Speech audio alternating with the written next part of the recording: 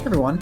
So what this video is going to show you is how to actually create the ability in your Gmail to be able to set up time to meet. How many times do we try to establish like, oh, what time is the best time to meet with each other and set up a calendar invite and all that fun stuff, and it gets to be kind of hectic.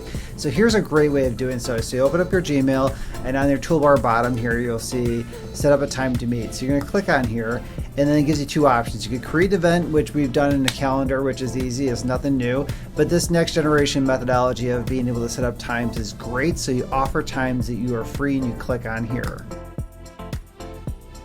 Alright, so within on here too is you set up a time to meet. For this example, I could actually set up a span of time that I want to be able to meet, and you can do this for whatever purpose you want. You can set up how long you want it to be, so 15-minute increments.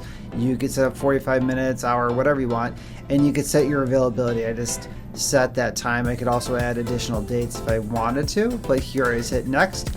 And then you give it a title. Let's meet, pretty generic, but that works for this purpose, and I add to my email. So boom, right then and there. Here I could send it up to recipients.